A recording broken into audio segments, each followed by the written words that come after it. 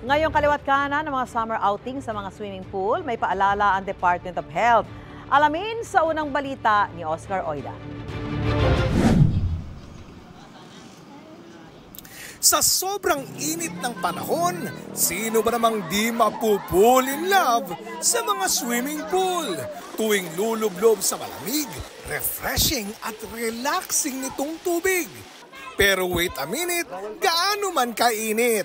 Paalala ng DOH, huwag kalimutang mag-ingat. Dahil kung ang pool na iyong pagliliguan ay di regular na nalilinis, maraming sakit ang pwedeng makuha dito. You get bacterial infection, skin disease, pag accidentally nakainom yung bata, pwede siya magtae. So very important na reminder sa ating mga resort owners na dinadags.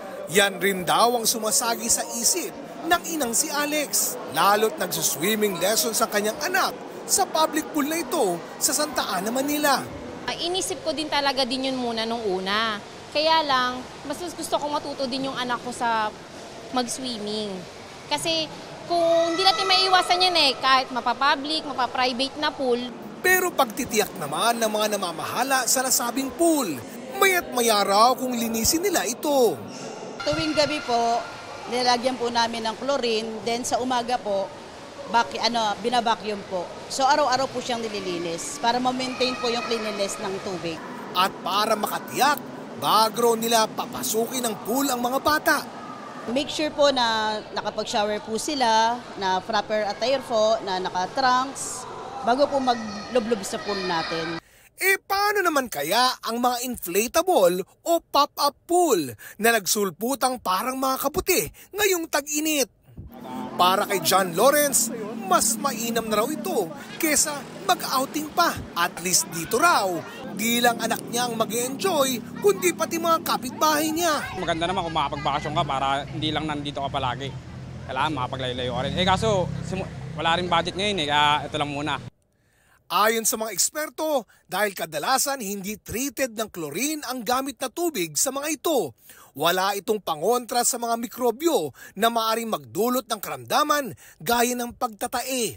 Kaya hanggat maaari, iwasan daw ang pagsama-sama ng magkakaibang pamilya sa isang inflatable pool para iwas mikrobyo mula sa ihi, dumi, pawis, laway na posibleng maipon sa tubig.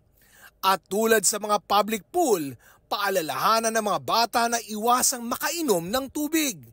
Dagdag pa ng DOH. After swimming, mag-shower ka. Soap and water. Thorough shower.